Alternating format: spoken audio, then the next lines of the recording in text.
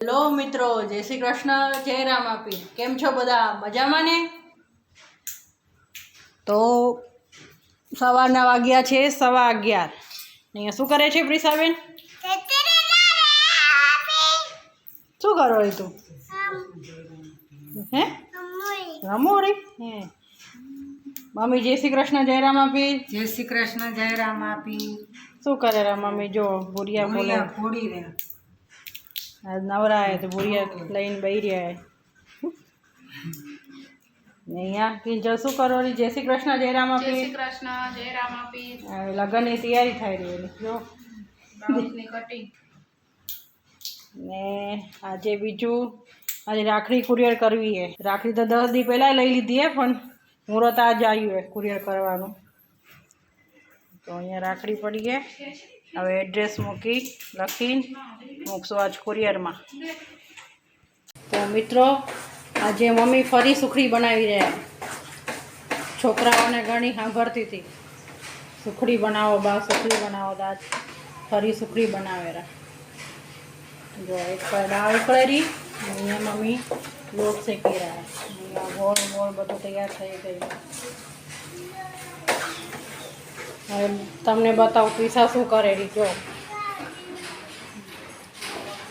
પીસાબેન શું બનાવો છો? હે કે શું દોરો રી તું? મહેંદી દોરેલા? ઓહો, એ ફોનમાં જોઈને જોતા. ઓહો, ત્યાં દોરી? શું દોરો રી? ઉંદેડો દોર્યો હે. આને ઉંદેડો કહેવાય? શું ઢીંગલો કહેવાય? હે. ટેડી બેર હતા. આ ટેડી બેર. હા, ટેડી બેર કહેવાય. શું કહેવાય? ટેડી બેર, ટેડી બેર, હા. ટેડી બેર. માં તો ટેડી હવે બેર. આ બાજુ શું દોરીશ? ખીલી. કઈ વાળી? આ આ ઢીંગલી. ઢીંગલી વાળી દોરી છે એમ બીજા હાથમાં? કોઈને મહેંદી કરાવી હોય તો કેજો. હોય. આમાં પીસાબેન ઓર્ડર લેરા મહેંદીનો. આવી જજો મહેંદી કરાવવા. કેટલા લેશો એક હાથના બેન? હે મહેંદી કરવાના કેટલા લેશો? પ્રીસુ, એક હાથના કેટલા લેશો? બે. કેટલા પૈસા લેશો? 2 રૂપિયા? બહુ ઓછો ચાર્જ છે. તો આવી જજો જેને મુકાવી હોય એને મહેંદી. તો મિત્રો, અહીંયા સુખડી તૈયાર થઈ ગઈ છે. આવી જાઓ ખાવા.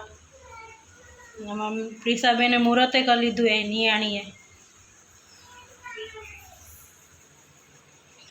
તો મિત્રો, બપોરના વાગ્યા છે 4 અને જો વાતાવરણ કેટલું સરસ થઈ ગયું છે. વાદળ કાળા કાળા દેખાઈ રહ્યા છે ને ઠંડુ ઠંડુ થઈ ગયું છે. ને થોડો ઠંડો ઠંડો પવન પણ લાગેલો.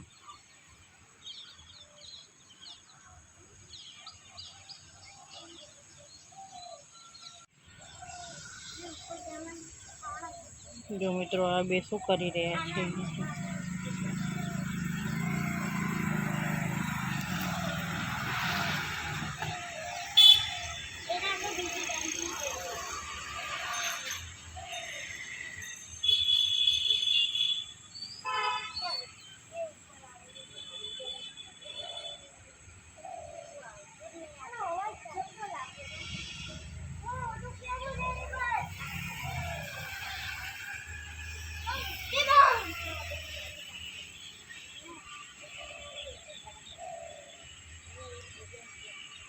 ગાડરું પકડેલા બે ભાઈ બોન. જો ગાડરું પકડો ને, હે ને?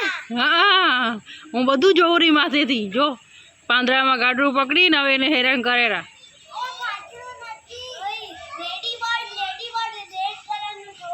એવું? હા હા, તો એને બચ્ચાને શું કરે હેરાન કરો રા? એને ઘરની જરૂર નહીં કાંઈ. પણ એમ નહીં, એને ઘરની જરૂર નહીં, એમે રમે પડે અહીં તો. હા, બચારા હેરાન ના કરો.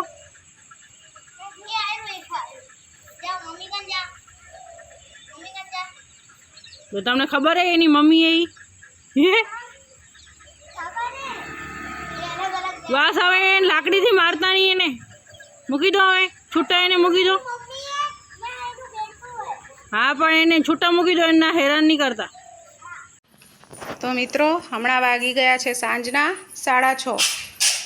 હા દીતીબેન શું કરો રા?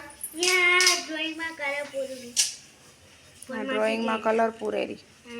ત્રીસુ અહીંયા નાસ્તો કરેરી. હાય ભૂંગળા ખાયરી.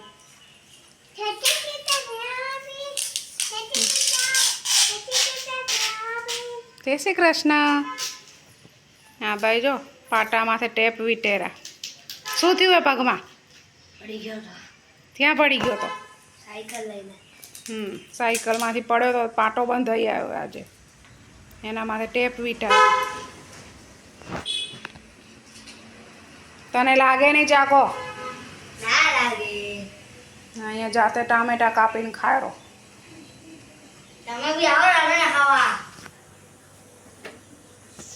અહીંયા વટાણા ચડેરા. તો મિત્રો હવે આપણે મિસળ પાવ માટે ગ્રેવી બનાવશું. તેમાં ડુંગળી, લસણ, આદુ, લીમડો અને ટામેટાં નાખશું. તો સૌપ્રથમ તેલ ગરમ થઈ ગયું છે. હવે એમાં લીમડો નાખશું અને પછી ડુંગળી, લસણ અને આદુ નાખી દઈશું.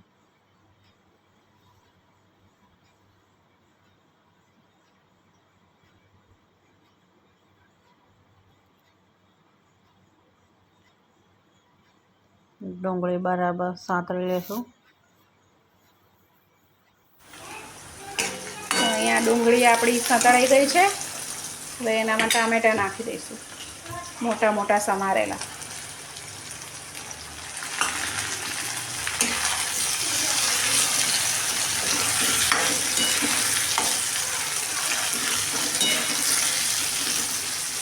હવે એને થોડી વાર ચડવા દઈશું. પછી એના અંદર આ ઘરે બનાવેલો મસાલો નાખીશું. એ થોડું સંતળાઈ જાય એટલે આમાં બધા ખડા મસાલા પીસીને પાવડર બનાવ્યો હોય. આને આપણે સ્ટોર પણ કરી શકીએ. આ પહેલાં બનાવ્યું હતું ને મિસળ પાવ ત્યારનો આટલો વધ્યો એટલે હમણાં ખપી જશે એટલો. આની રેસીપી તમને જાણવી હોય તો કોમેન્ટ કરજો, આ મસાલો કેવી રીતે બનાવ્યો હોય.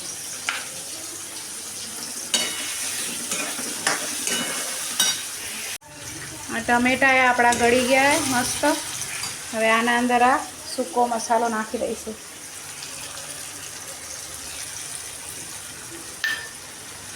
મિક્સ કરી દઈશું બરાબર.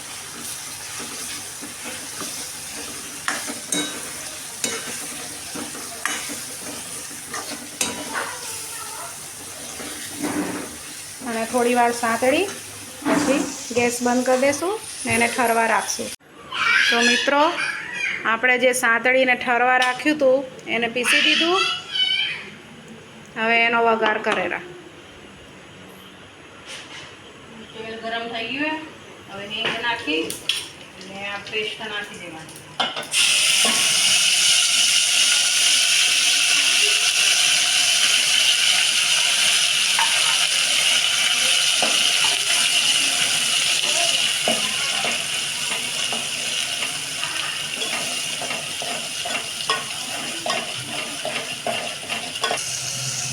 બરાબર સોતરાઈ જાય પેસ્ટ. પછી હવે એમાં મગ અને વટાણાનો રગડો નાખો. થોડીક વાર આને 5 મિનિટ જેવું ચડવા દેવું પડે.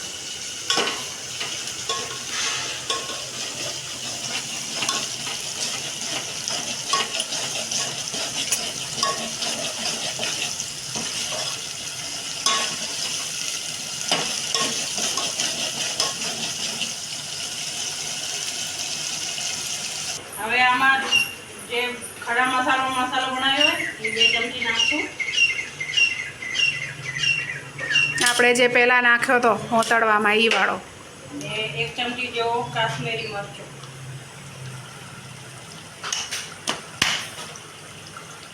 બધાને મિક્સ કરી લઈશું.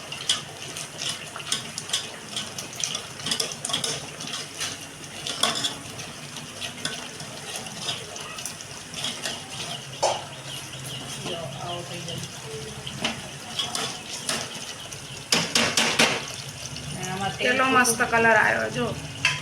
તેલ છૂટું પડે એટલે પછી આ રગડો એમાં નાખી દઈશું. આમાં તેલ છૂટું પડી ગયું હોય ને હવે આ રગડો નાખશું. બાફેલા વટાણા ને મગનો.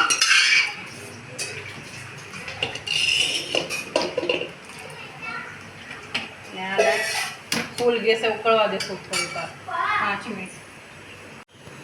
ને એક લીંબુ નીતારીને નાખશું.